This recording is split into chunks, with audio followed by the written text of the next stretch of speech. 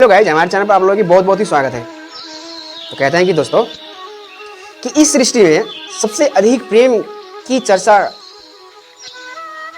किस यानी कौन सी देव की सबसे प्रेम की चर्चा होती है। तो आप और हम और ये पूरी जगत जानता है कि वो कौन सी और किन से प्रेम करते थे। वो कौन थे? हमारे प्रभु श्री कृष्ण के बारे में तो आप और मैया राधा के बारे में तो जानते होंगे ना। तो आइए दोस्तों, उन्हीं की प्रेम के बारे में कहते हैं कि राधा कृष्ण के अमर प्रेम की पांच अनूठी अंश सुनी कथाएं हम आपको बताते हैं। कहते हैं कि राधा कृष्ण का प्रेम अमर है। राधा ने श्री कृष्ण और श्री कृष्ण से राधा से निस्वार्थ प्रेम और आत्म प्रेम किया था। इसी प्रेम का कारण आज श्री कृष्ण के नाम के आगे श्री राधा लगता है। राधे कृष्ण कोई रुक्मिणी कृष्ण क्यों नहीं कहता, जबकि रुक्मिणी भी तो राधा की तरह प्रेम करती थी। किन से? तो प्रभु श्री कृष्ण से। तो आओ जानते हैं राधा कृष्ण प्रेम की अनसुनी बातें। तो दोस्तों, एक में है अनन्य पौराणिक कथाओं के अनुसार राधा कृष्ण से 5 वर्ष बड़ी थी। यानी राधा ने कृष्ण को पहली बार जब देखा था, जबकि उनकी मां यशोदा ने उन्हें ओखल से बांध दिया था। उन्हें देखकर राधा बेसुध सी हो गई थी और उनके प्रेम में पड़ गई, यानी मनमोहनी हो गई। उन्हें लगा था कि ये किसी पूर्व जन्म का रिश्ता है।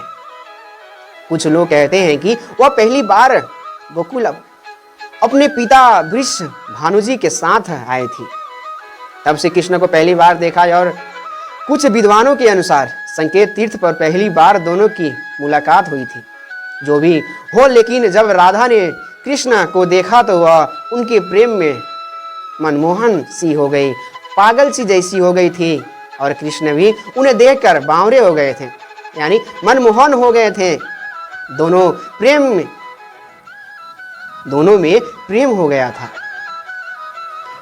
ब्रह्मा पर्वत यानी ब्रह्मा वैवर्त पुराण प्रकृति खंड अध्याय 48 के अनुसार और यदुवंशियों के कुलगुरु गर्ग ऋषि द्वारा लिखित गर्ग संहिता की एक कथा के अनुसार एक बार नंद बाबा श्री कृष्ण को लेकर बाजार घूमने निकले थे। उसकी दौरान राधा और उनके पिता भी वहां पहुंचे थे। दोनों वहां पहली बार मिलन हुआ। उस दौरान दोनों की प्रेम बहुत सी छोटी। उसी दौरान राधा और उनके पिता भी वहां पहुंचे थे। दोनों का वहां पहली बार मिलन हुआ। उस दौरान दोनों की ही उम्र बहुत छोटी थी। उस स्थान को संकेतिक तीर्थ स्थान कहते हैं। संकेत का शब्द अर्थ है पूर्व निर्देश मिलने का स्थान। मान्यता है कि पिछले जन्म में ही दोनों ये तय कर लिया था कि हमें इस स्थान पर मिलना है। कहते हैं कि यहीं पर गर्ग संहिता के अनुसार एक जंगल में स्वयं ब्रह्मा ने राधा और कृष्ण का गंधर्व विवाह करवाया था।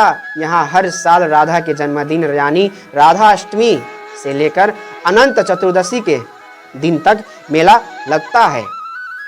2 में है ब्रह्मा पर्वत भैरव पुराण की एक पौराणिक कथा के अनुसार श्री कृष्ण के साथ राधा गोलोक में रहती थी। एक बार उनकी अनुपस्थिति में श्री कृष्ण अपनी दूसरी पत्नी विरजा के साथ घूम रहे थे। तभी राधा आ गई। वे विरजा पर नाराज होकर वहां से चली गई।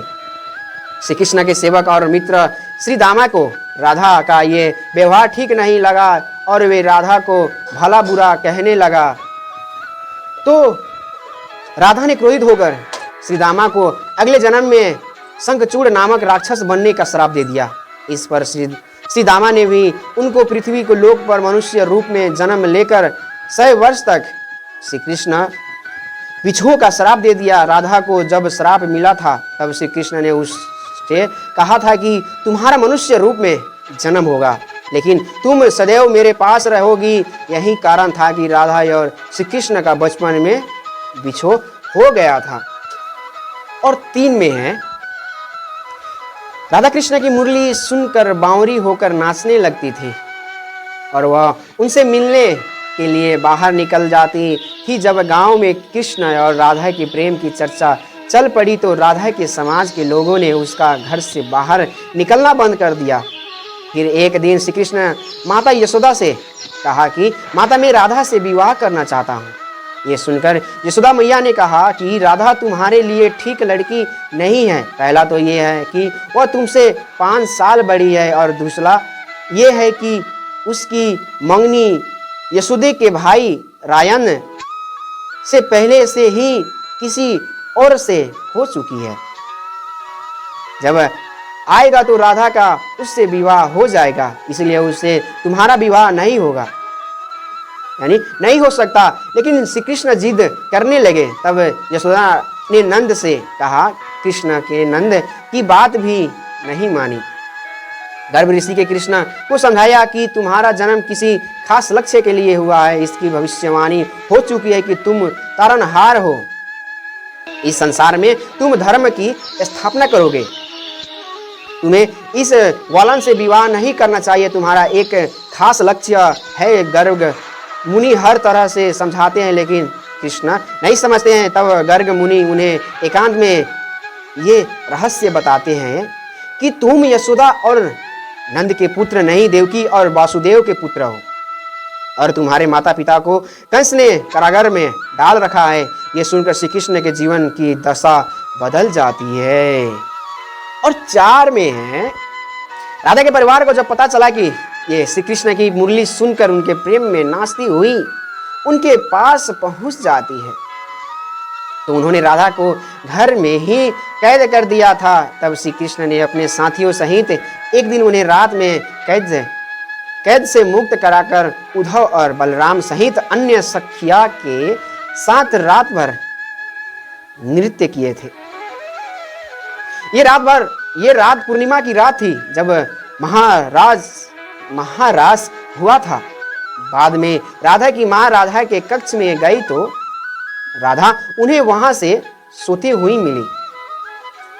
कहते कि उस वक्त श्री कृष्ण को 2 ही चीजें सबसे ज्यादा यानी प्रिय थी, यानी एक तो बांसुरी और राधा। कृष्ण की बांसुरी की धुन सुनकर राधा के जैसे प्राण ही निकल जाते थे। कई जन्मों की स्मृतियों को कृत देने का प्रयास होता था और वह श्री कृष्ण की तरफ खींची चली आती थी। भगवान श्री कृष्ण के पास एक मुरली थी, जिससे उन्होंने राधा को छोड़कर मथुरा जाने से पहले दे दी थी।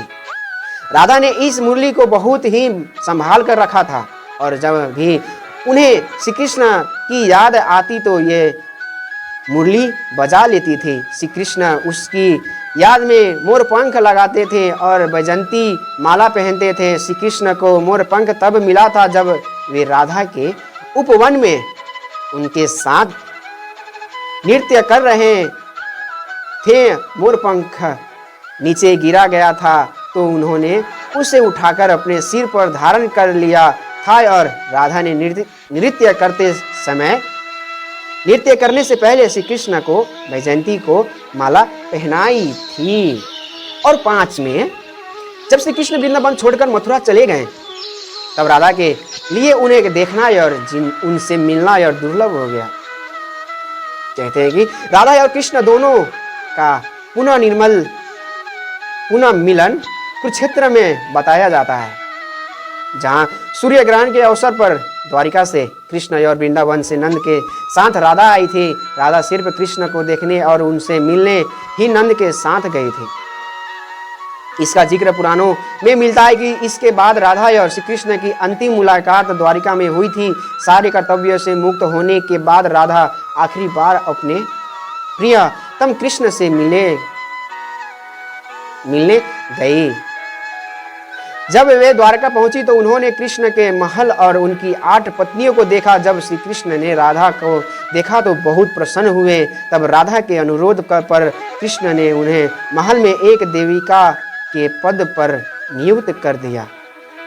कहते हैं कि वहीं पर राधा महल से जुड़े कार्य देखती थी और मौका मिलते ही वे कृष्ण के दर्शन कर लेती थी। एक दिन उदास होकर राधा ने महल से दूर जाना तय किया। कहते हैं कि राधा एक जंगल के गांव में रहने लगे। धीरे धीरे समय बीता और राधा बिल्कुल अकेली और कमज़ोर हो गई।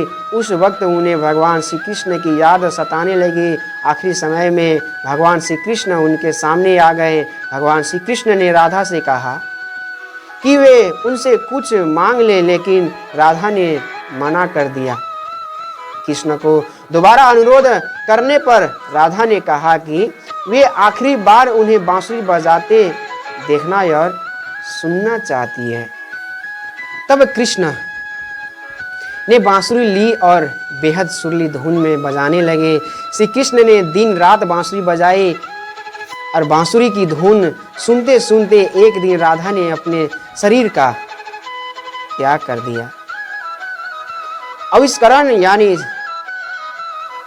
तो दोस्तों, हमारी वीडियो आप लोगों की कैसी लगी? अच्छी लगी हो तो हमारे चैनल को नहीं रुकिए। एक बात कहना चाहते हैं कि अगर हमारी वीडियो में आप लोग की कोई भी अगर धर्म के प्रति कोई भी मोटिवेशनल यानी कोई भी अच्छा बात आप लोगों की लगी हो तो हमारे चैनल को लाइक और सब्सक्राइब जरूर कीजिएगा। दोस्तों, जय श्री कृष्ण।